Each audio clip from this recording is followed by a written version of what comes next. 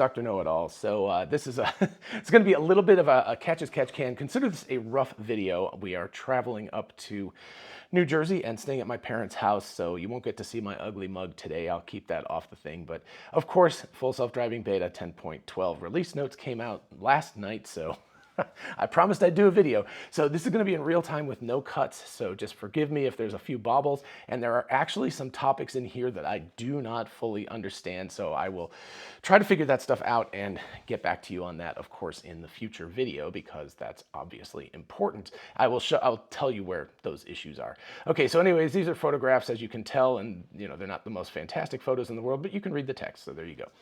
All right, so I'm actually going to start with a picture, because pictures are fun. So here, this is part of the new stack, and apparently there are visualizations for car doors being open. This is one of the things that makes me the most nervous driving in neighborhoods and stuff, or has made me the most nervous, is the fact that car doors, it just doesn't seem to understand the gaps that are needed when car doors are open and such. So now it not only has a neural network stack part that actually deals with car door opens or car doors that are open, but also shows a visualization of it when they are. So this should be really, really wonderful. All right, so anyway, back to the beginning. The first one is usually the big guy, and this is the big guy in this case. As per many times, it has to do with unprotected left-hand turns. So as it says, upgraded decision-making framework for unprotected left turns with better modeling of objects' response to ego's actions by adding more features that shape the go, no-go decision. This increases robustness to noisy measurements while being more sticky to decisions within a safety margin. The framework also leverages median-safe regions when necessary to maneuver across large turns and accelerating harder through maneuvers when required to safely exit the intersection. Yeah, that is a huge mouthful. Okay, so let's take this one sentence at a time. Upgraded decision-making framework for unprotected left turns. Obviously, that's left turns without a left turn arrow or some protection for that. We're still dealing with right-hand side driving. I would expect when we get to places like England and Australia where it's left-hand sided driving, this will be the same thing for right-hand turns. But anyway, for now, it's the most difficult type of turn because you don't have protection and you have to go across oncoming traffic. So anyway, the better modeling of objects' response to ego's actions, what that means is the ego is the car that you're driving, or the full self-driving car. What it's doing is starting to model out what other objects are going to do. Say a car that's driving down the road towards you as you start to make that left-hand turn, it's going to start to predict, is that car going to slow down, speed up, try to ram you? I don't know. What other kinds of things there are? Of course, pedestrians and vulnerable road users like cyclists or motorcycles or things like that. And it's adding more features to it. So obviously the model now has more input-output features, I guess, to shape a go, no-go decision, which basically means like, do I go or do I stay here and wait for another set of cars to go by? This increases the robustness to noisy measurements. Noisy measurements, of course, the real world is full of noisy measurements because the world is full of noise. So that could be random noise in the pixels. It could be the signal processing path. It could just be the fact that lights are changing, there's clouds going overhead, things like that make big differences. And also while being more sticky to decisions within a safety margin. So basically it's going to give itself a safety envelope, and within that safety envelope, once it makes the decision, it's supposed to go. So if it makes a go decision, it's not going to do that horrible thing that happens sometimes with full self-driving beta, which is that it gets partway through a turn and then goes, uh-oh. So hopefully what that means is we're going to have, once it makes a go decision, it's going to go. We can also see that here the framework leverages median safe regions when necessary to maneuver across large turns.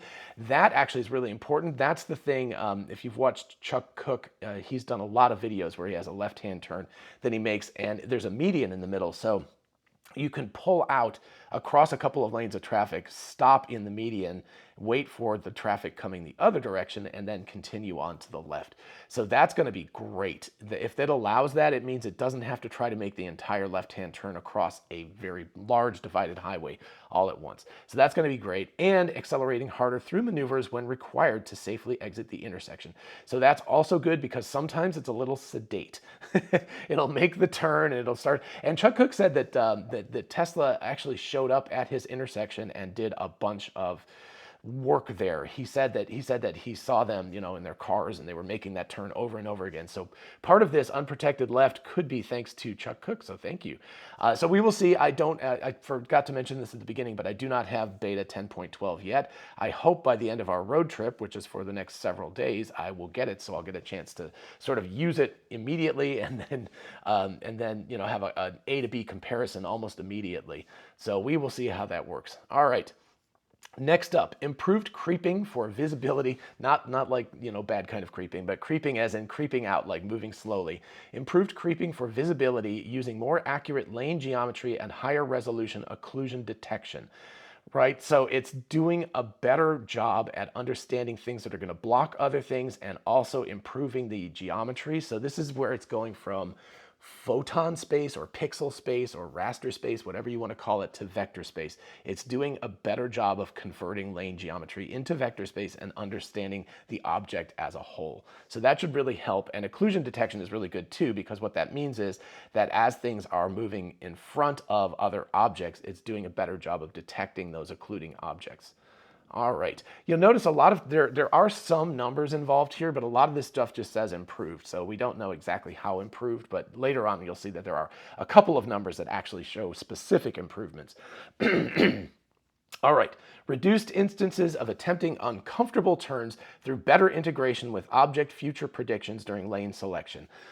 So I think this is one of the ones where I'm a little unsure of, and of course, if Andre Carpathy or anybody on the full self-driving beta team wants to correct me on anything that I get wrong, I'm just doing the best I can here. So you guys are welcome to let me know, and I will make a video correcting all of my errors. But I think what it's doing, sometimes uncomfortable turns, it just means that like it starts to make a turn and then it's kind of jerky because it moves the wheel rapidly back and forth. But also this is kind of weird because it seems like it's a lane switching thing, not an actual turn.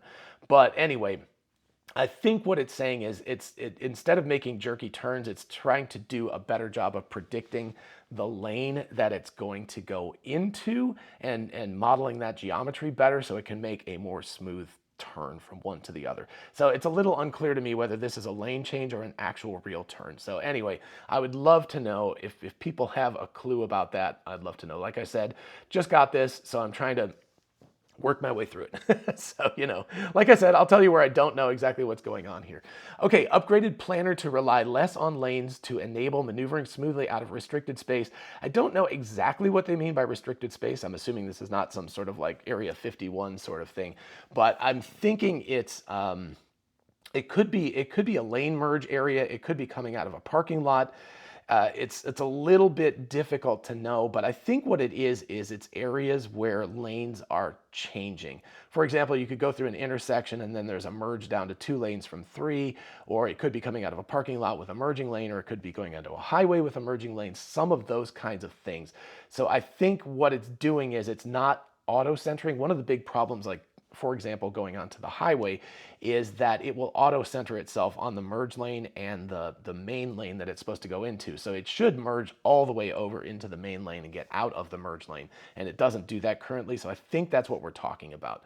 And that should also happen on city streets as well. Again, I don't think that this is working on the highway yet. So we will see whether, I don't know when the stack handoff happens, but it might happen after that merge maneuver now. So we'll have to see when I actually get it. I'll be very curious to look at that. But certainly on city streets, it should be able to handle merge lanes much better.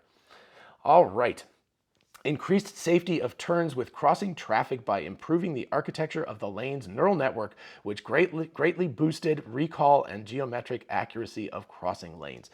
All right, and the next one is actually connected to this as well, so I'll just read that. Improve the recall and geometric accuracy of all lane predictions by adding 180,000 video clips to the training set. That's always nice to see. 180,000 video clips is fantastic. That's a lot of new data it can train on. But also you can see it says the paragraph previous to that says that it's improved the architecture of the lane's neural network. So that means that the neural network itself and more data are both working concurrently to improve the recall. And recall is the false negative thing. So it's the true positives over true positives plus false negatives. I think that's it if I'm remembering. Anyway, so you want less false negatives because what you want is you want to have the lane not give you, you want to be able to see everything, basically. That's what it comes down to. A false negative is a bad thing. It's not, that basically means that the computer is not seeing something that it should be seeing. So you want to get rid of that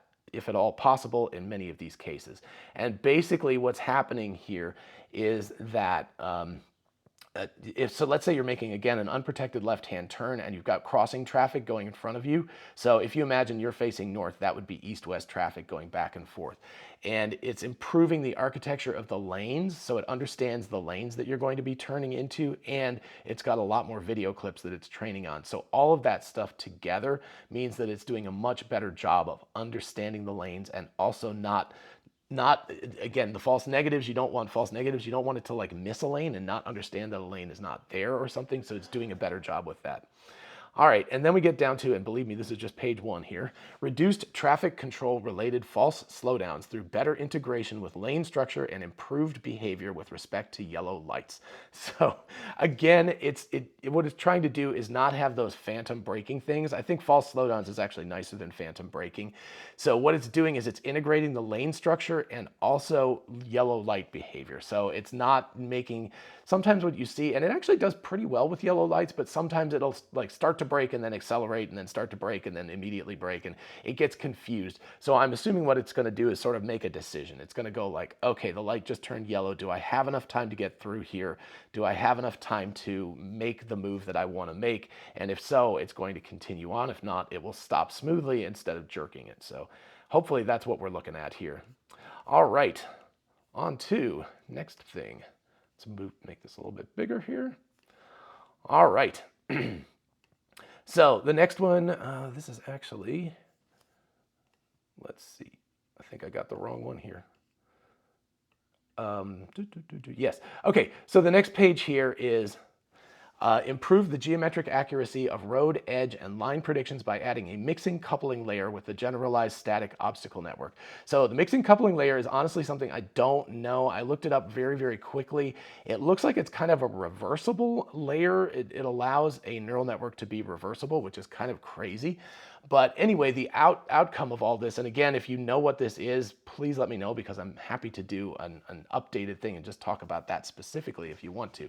But what it's doing, again, it's a lot of this stuff has to do with road edge lines. You can see this, right? It's understanding where you are better. And remember that Tesla's doing this all with vision in real time. It's not doing this with LiDAR in advance. So it doesn't know where all this stuff is. It has to figure this all out in real time. But anyway, it's adding to the neural network, it's adding a new type of layer to the neural network, which apparently improves its ability to understand static objects. That's basically what's going on. But I will look into mixing coupling layers a little bit more, because I'm actually curious myself to find out exactly what that is. All right, next up is improved geometric accuracy and understanding of visibility by retraining the generalized static obstacle network with improved data from the auto labeler and by adding 30,000 more video clips. Okay, so the 30,000 more video clips, that's just more data that's added. But again, it's the geometric accuracy and understanding of visibility. So I don't know if that's specifically for static objects. It looks like it might be static and moving objects, so like other cars and things like that. But the really interesting part about this is that it's improving data from the auto labeler, right? So it's retraining the entire static obstacle network with improved data from the auto labeler. So it's basically they've reworked the data that they've added to it, and then they've retrained on the improved data, and of course with 30,000 more clips. So again, it's going to better ability to convert between the raster world, the world of photons, and the world of actual vector objects. So that's really, really important stuff. And you can see how they're harping on the same thing over and over and over again. All right, here we've got, again, improved recall of motorcycles. Remember, recall is reducing false negatives. False negatives are a terrible thing with motorcycles. You do not want to see the motorcycle. You always want to see the motorcycle. In fact, you should see the motorcycle even when it's not there, over not seeing a real motorcycle. So that's how important this is. So anyway, improved recall of motorcycles, reduced velocity error of close by pedestrians and cyclists, and reduced heading error of pedestrians by adding new simulation and auto-labeled data to the training set. So again, more data that they've added, but they're also adding simulations in here. And this is really cool. What this means is that they're able to simulate things that cause the car problems, right? If they realize that under these particular circumstances, the vehicle doesn't see, the ego car doesn't see a bicyclist, instead of endangering people's lives, because vulnerable road users, you don't want to do that, you can simulate over and over and over again a cyclist doing some crazy maneuver, or the car not seeing them because the sun's shining straight in its cameras or something. So all of that kind of stuff. And then increasing the accuracy of the heading so that it understands where, for example, pedestrians might be likely to go. So it's using the simulator to simulate potentially very, very dangerous situations and to train the neural network so that it's much, much safer before it even goes out in the real world. So that's really, really cool and very important. And again, you want improved recall in these situations. You want it not to have false negatives where it doesn't see something, because it's really important with vulnerable road users that it sees something. All right, we finally get an actual number here. Improved precision of the, quote, is parked attribute on vehicles by adding 41,000 clips, so again, much more data, to the training set. Solved 48% of failure cases captured by our telemetry of 10.11. So that means that us, we who are driving 10.11 have come up on situations, and I've had this happen because I have a kind of a winding road that I leave from work, and the traffic gets stopped on that road and you can't see the traffic light because it's around a corner, and inevitably the car thinks that these cars are parked and tries to go around them into the other lane, which is terrible. So anyway, hopefully that some of that 48% will be the data that I have sent, because of course I immediately upload that as an error to the full self-driving beta team, and hopefully it will then be able to understand that those cars are not parked, but they're just stopped waiting for a light. So it's half of the failure cases have been solved by this new data, so that's really wonderful. All right, improved detection recall of faraway crossing objects by regenerating the data set with improved versions of the neural networks used in the auto labeler, which increases data quality. So they're actually regenerating the data set. So that's really cool. So they're improving the neural network, but not the neural network of the actual vehicle, like the FSD stuff. They're improving the neural network that does the auto labeling, which means that they've realized that there's a way of improving that and making that better. So they've improved that.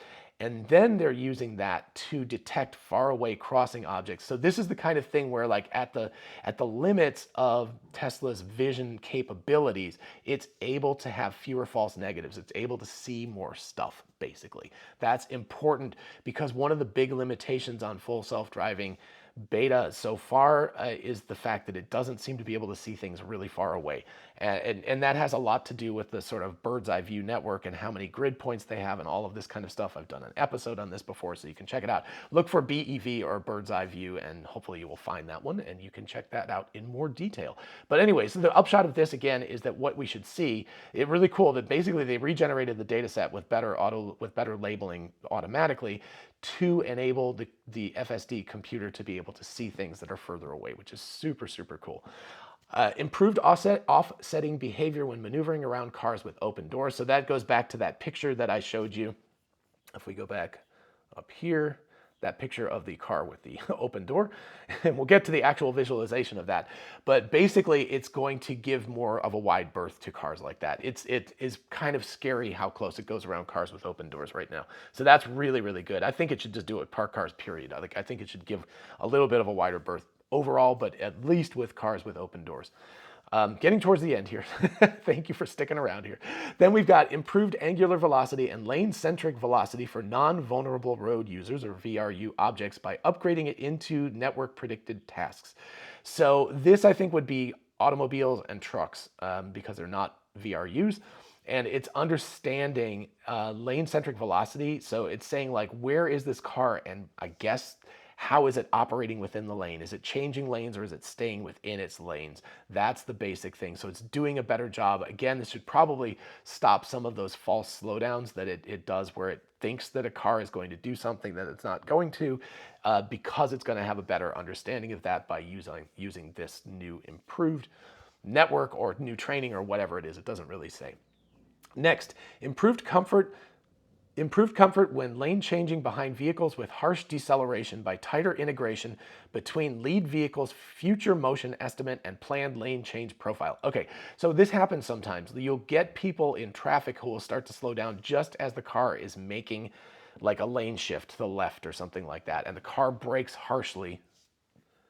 And what will happen is that the Tesla, the Ego car, will then slam on the brakes and not complete the lane change or something. So it's going to integrate the lane change behavior. Remember, all these things are separate stacks. It's not like a single brain that's working here. So you've got to integrate all these things. Hopefully, eventually, it will be a single brain.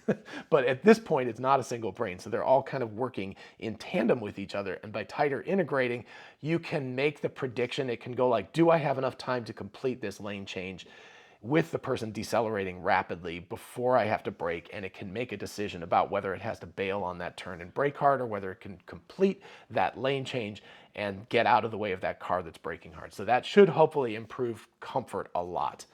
Then we have increased reliance on network predicted acceleration for all moving objects, previously only longitudinally relevant objects. So longitudinally would be the way you're traveling, like if you're going north-south, again, it'd be going north-south. But now the network predictions are going to deal with acceleration latitudinally as well. So again, crossing lanes in front of you or cross traffic or things like that. So that should hopefully increased reliance on the same network should again allow it to be smoother and not have as many issues. And then, okay, all right. And then we have updated nearby vehicle assets with visualization indicating when a vehicle has an open door, which is what I just showed you previously, right? And that's the car has an open door. So that ties in with the neural network understanding when a car has an open door and behaving better with a car with an open door.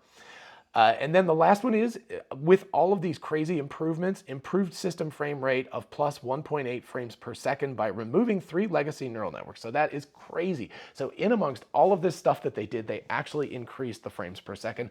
I think previously it was 36, so now it might be closer to 38 frames per second.